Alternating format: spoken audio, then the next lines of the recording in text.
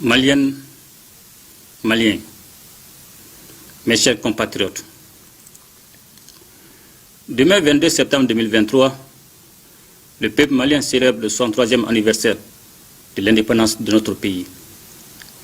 Le premier sous la 4e République. Ceci m'offre l'heureuse occasion de m'adresser à vous avec fierté et reconnaissance. En ces jours de souvenirs, nous rendons hommage au président Modibo Keïta, à ses compagnons, à tous les martyrs qui ont, par leur lutte mémorable, conduit le Mali à sa libération et tracé la voie de la souveraineté. Maliennes, Maliens, mes chers compatriotes, depuis la rectification de la transition et la tenue des assises nationales de la Refondation, notre pays a engagé des grands chantiers de réforme, répondant ainsi aux préoccupations soulevées par le peuple dans les domaines de la sécurité, de la gouvernance de l'État, de la justice et du développement socio-économique. Maliennes, Maliens, mes chers compatriotes, ayant pris conscience que la survie même de notre État dépendait de la question sécuritaire, les autorités de la transition ont opéré des choix stratégiques majeurs qui ont permis l'amélioration de nos capacités opérationnelles et la montée en puissance de l'armée. Suivant notre nouvelle vision de l'outil de défense, celui-ci a connu une mutation en profondeur, d'où un changement radical de mode opératoire dans la lutte contre les groupes armés terroristes, dont les actions perfides ne consistent de nos jours qu'à s'attaquer aux populations civiles innocentes en guise de représailles des lourdes pertes que leur infligent les forces de défense et de sécurité. En témoigne la dernière attaque lâche et barbare contre le bateau Tombouctou dans la localité de Bamba. Aux familles endeuillées, je présente les condoléances de la nation et souhaite prompt rétablissement aux blessés.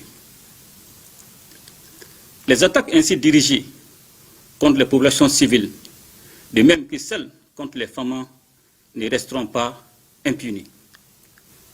À ce jour, une enquête est déjà ouverte par la justice malienne. La nouvelle politique de défense intègre les citoyens dans un système plus adapté aux conditions d'un pays faisant face à des menaces sécuritaires multiformes. C'est pourquoi le gouvernement a restauré et amélioré le service national des jeunes. Il a également pris un décret sur la réserve des forces armées et de sécurité. Aussi, la nouvelle constitution prévoit la mobilisation aux côtés des forces armées et de sécurité de tous les citoyens âgés de 18 ans au moins pour la défense de la patrie. Maliennes, Maliens, mes chers compatriotes, après 10 ans de présence des forces étrangères sur notre sol, nous avons compris que la logique était plutôt d'entretenir l'insécurité et de nous maintenir dans la dépendance. C'est la raison fondamentale pour laquelle le peuple malien a décidé de prendre en main sa sécurité. Avec la nouvelle dynamique consécutive au retrait de la MINUSMA et les opérations militaires en cours, le Mali recouvrera sa souveraineté sur l'ensemble de son territoire. À cet effet, en application de la résolution 2690 du Conseil de sécurité des Nations Unies, le gouvernement de la République du Mali veillera au redéploiement effectif des forces de défense et de sécurité, ainsi qu'au retour des services sociaux de base sur l'ensemble du territoire national.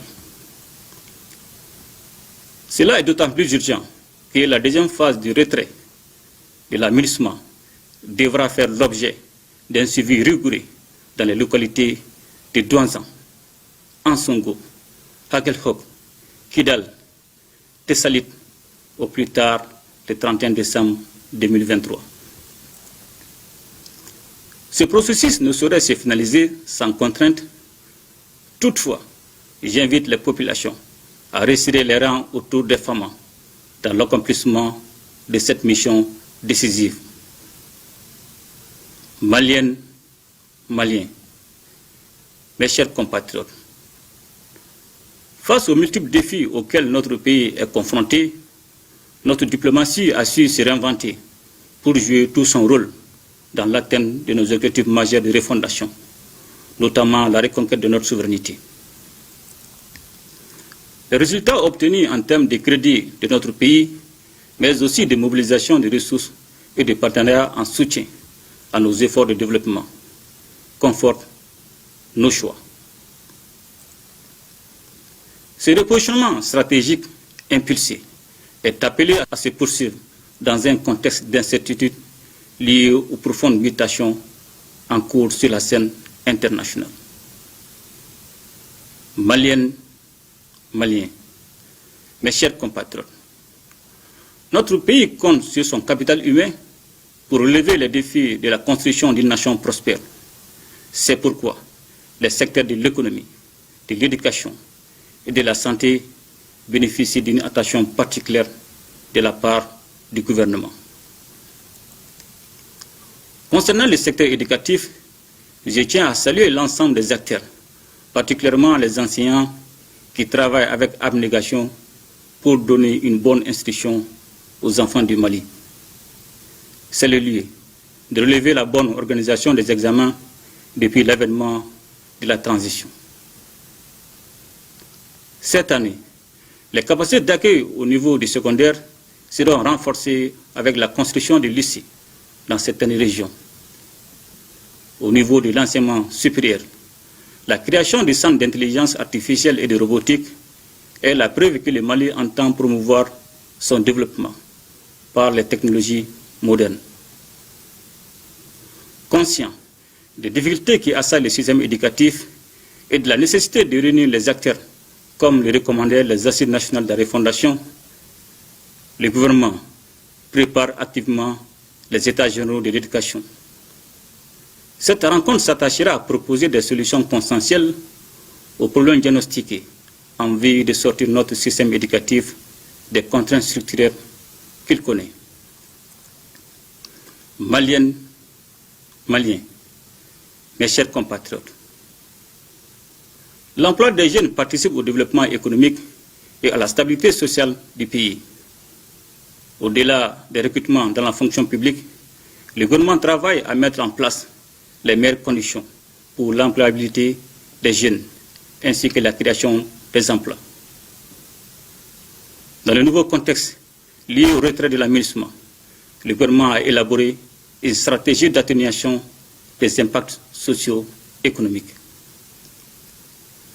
La santé de la population constituant une priorité pour le gouvernement, nous avons pris diverses mesures pour l'amélioration du plateau technique en procédant à l'équipement de certains hôpitaux.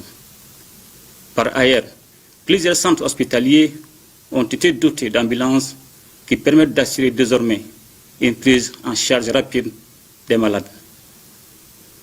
Sur le plan sportif, de nombreux chantiers de construction ou de rénovation d'infrastructures sont en cours de réalisation. Toutes choses qui motivent la jeunesse dans plusieurs disciplines sportives. Au nom de notre peuple, j'adresse mes chaleureuses félicitations à tous nos champions. Maliennes, Maliens, mes chers compatriotes, je voudrais en ce jour anniversaire saluer la résilience du peuple malien qui consent d'énormes sacrifices pour que nous puissions atteindre nos nobles objectifs de développement et de reconquête de notre souveraineté. Aussi, le gouvernement est à pied d'œuvre pour résoudre les problèmes liés à l'approvisionnement de la population en denrées de première nécessité et de la fourniture des services sociaux. Je voudrais également saluer la signature du pacte de stabilité et de croissance entre le gouvernement, le patronat et les syndicats de travailleurs. La signature de ce document si important démontre le souci de l'ensemble des acteurs de mettre la stabilité de l'État au-dessus de tout et de créer un climat social apaisé, gage de développement socio-économique auquel nous aspirons tous. Maliennes, Maliens, mes chers compatriotes, le Mali vient d'adopter un nouveau code minier accompagné de la loi sur le contenu local. Avec ces deux textes, nous attendons sortir le secteur minier de sa situation actuelle d'enclave et l'intégrer à l'économie nationale. Par ce fait, notre pays canalisera les revenus qu'il est en droit d'attendre de l'exploitation minière et développer par la même occasion le tissu industriel et commercial, ainsi que les diverses infrastructures au niveau local et national. La création de la société de recherche et d'exploitation minérale, une société appartenant à l'État à 100% et qui sera chargée de faire de la recherche et de l'exploitation minière et prendre des participations dans le capital d'autres sociétés, participe de cet esprit. Le gouvernement travaille également sur le projet de création d'une usine d'affinage de l'or qui nous permettra d'assurer le traitement du minerai avant l'exportation, créant ainsi de l'emploi et de la valeur ajoutée. Maliennes, Maliens, mes chers compatriotes, notre ambition étant d'atteindre l'autosuffisance alimentaire sur l'ensemble du territoire national, le gouvernement a consenti d'énormes efforts en faveur du monde rural. Qu'il s'agisse de la subvention des intrants agricoles ou la fourniture d'équipements, l'agriculture fait l'objet d'une attention particulière dans la stratégie gouvernementale. Quant à la recherche agronomique, elle donne beaucoup d'espoir avec le développement de nouvelles variétés dont la culture sera déterminante dans la recherche de solutions à l'insécurité alimentaire dans notre pays. Maliennes, Maliens, mes chers compatriotes, la question de la justice demeure l'une des revendications fortes du peuple malien. Aussi, en vue de renforcer l'institution judiciaire, plusieurs mesures importantes ont été adoptées. Il s'agit entre autres de la création de plusieurs structures spécialisées, notamment le pôle national économique et financier, le pôle national de lutte contre la cybercriminalité, les parquets spécialisés au niveau du pôle judiciaire, spécialisés de lutte contre le terrorisme, la criminalité transnationale organisée, l'agence de recouvrement et de gestion des avoirs saisis ou confisqués. Dans le but de renforcer le personnel du secteur, il convient de noter les vagues de recrutement d'auditeurs de justice et de surveillants de prison au titre de l'année 2022 et le recrutement de greffiers en chef au titre de l'année 2023. La lutte engagée contre la corruption va se poursuivre avec détermination. Toutefois, celle-ci doit s'accommoder du respect des règles de base qui exigent une bonne distribution de la justice. Je voudrais, en cette circonstance, saluer les partenaires sincères du Mali, singulièrement la Fédération de Russie, dont les efforts et l'accompagnement nous ont été fort utiles pour la préservation de notre souveraineté dans un contexte national, régional et international, marqué par des tensions multiformes sur fond d'intérêts divergents.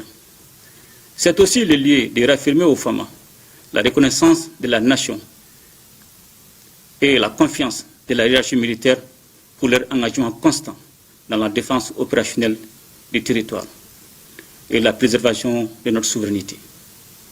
En définitive, je salue la sagesse et la détermination du peuple malien dans toutes ses composantes, sans lesquelles les bases institutionnelles du Mali Koura auraient difficilement pu être érigées. Bonne fête d'indépendance à toutes et à tous. Vive le Mali Koura, qu'Allah bénisse le Mali et protège les Maliens. Je vous remercie.